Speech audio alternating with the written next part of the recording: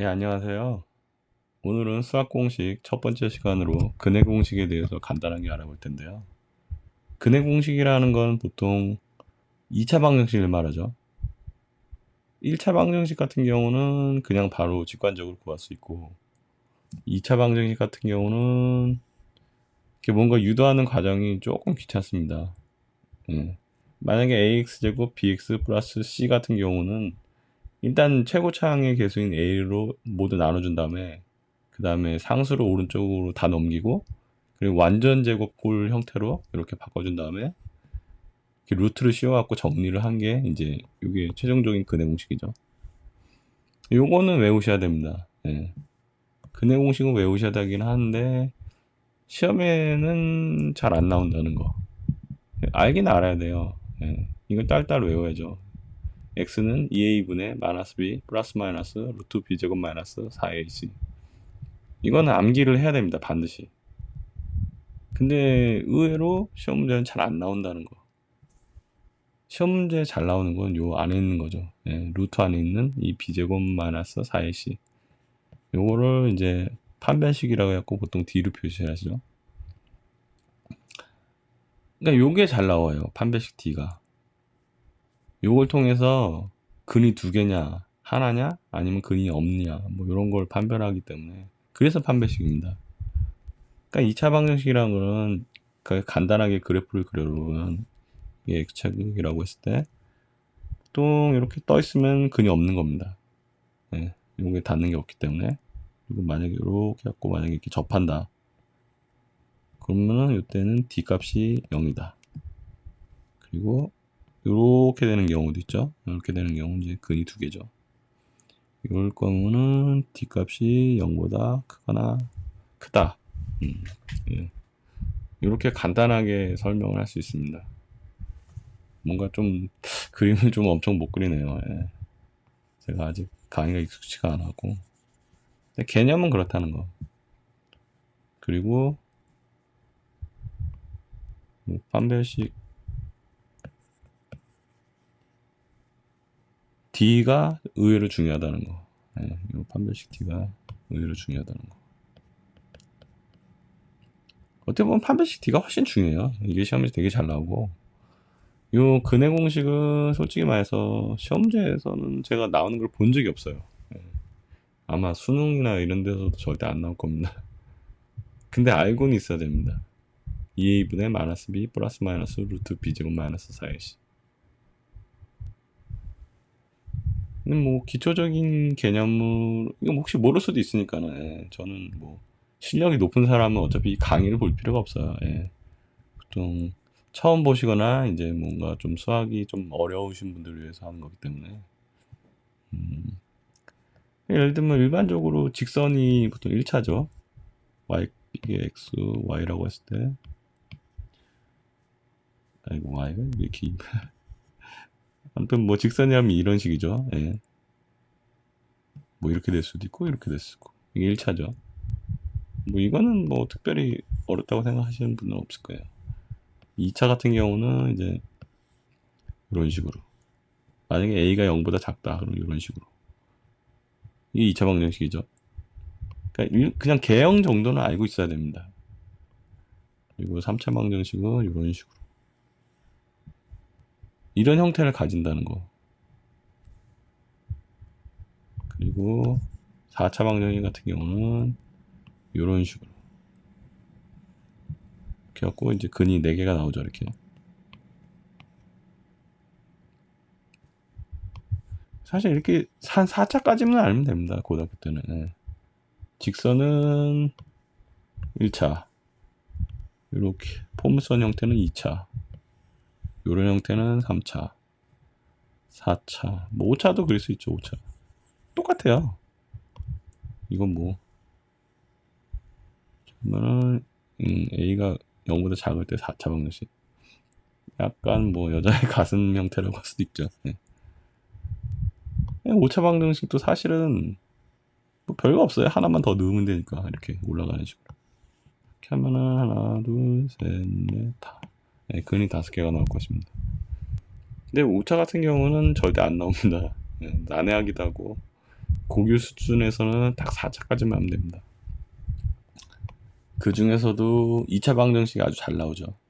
1차는 사실은 구할 게 없잖아요.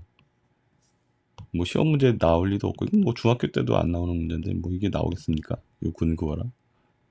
이거야 뭐 당연히 마이너스 b가 될 테고, x는 마이너스 b분의 뭐 a 이렇게 되겠죠. 뭐 이거는 절대 시험 문제 나올 리가 없습니다. 예. 2차 방정식 같은 경우 좀 복잡하기 때문에 요 근의 공식을 통해서 바로 알 수 있기는 한데 보통은 잘 안 나온다는 거. 그러니까 쓸 일은 없어요. 예를 들면 그 인수분해를 통해서 뭐 이렇게 이런 식으로 이렇게 해갖고 근을 구하는 게 대부분입니다. 예, 인수분해만 잘하면은 2차 방정식은 쉽게 구해요. 이렇게 근의 공식을 적용해갖고 하기는 이게 좀 시간도 많이 걸리고, 예, 오히려 불편합니다. 이게 훨씬 편합니다. 아마 그 대부분 시험도 이렇게 인수분해를 통해서 거의 3차도 똑같아요. 3차도 거의 뭐 인수분해를 통해서 뭐 이런 식으로 나오기 때문에 인수분해만 잘하면은 4차까지는 뭐 그냥 구하는 거죠. 예. 3차 방정식도 이런 식으로 인수분해. 근데 3차 같은 경우는 조금 어려워요. 예. 3차, 4차 같은 경우는 인수분해하는 게 좀 까다롭습니다. 그래서 이렇게 뭐 복잡한 인수분해는 안 나오고 되게 간단한 거, 뭐 일반적으로 널리 알려진 거, 뭐 이런 건 좀 나오죠.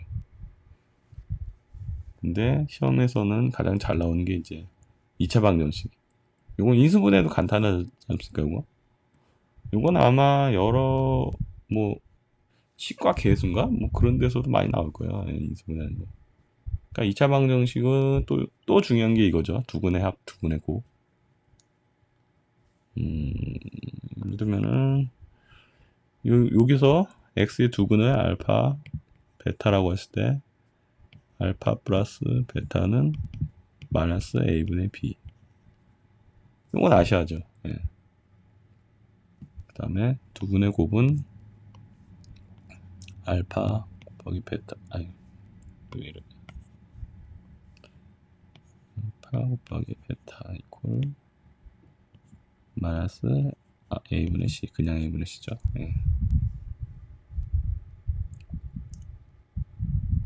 요거는 외워야 됩니다. 예.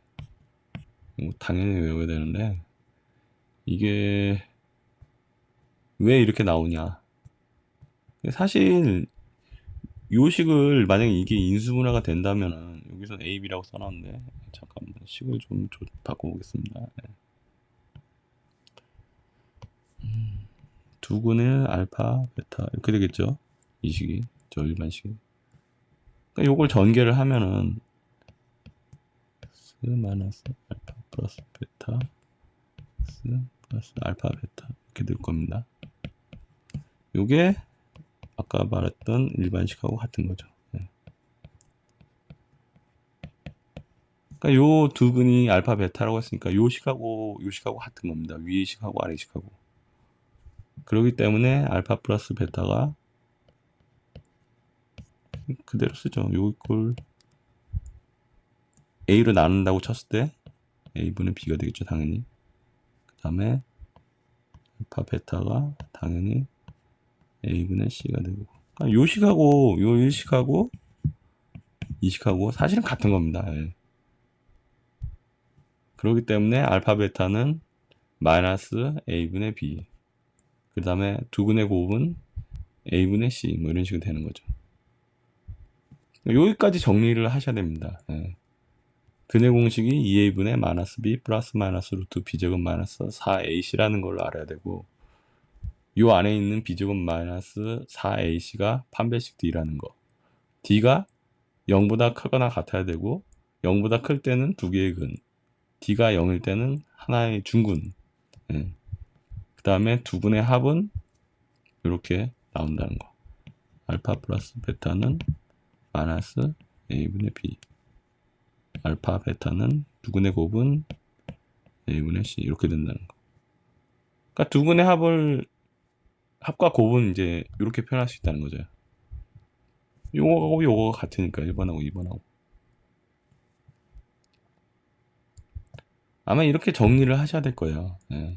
요 정도는 아셔야지 뭐 2차 방정식에 대해서는 뭐 이게 답니다. 예. 2차 방정식은 따로 할 건 없고 요 공식만 알면 2차 방정식은 그냥 끝나는 겁니다. 네, 오늘은 첫 번째 시간이기 때문에 좀 설명이 좀 부실하긴 했는데 되게 간단하게 아무 생각 없이 제가 영상을 촬영하다 보니까는 또 글씨가 좀 악필이라는 거 요건 좀 양해를 부탁드리겠습니다. 별로 어렵진 않죠. 제가 설명을 잘 못하는 수도 있긴 한데 아무튼 오늘 첫 번째 시간 여기까지 마무리하겠습니다.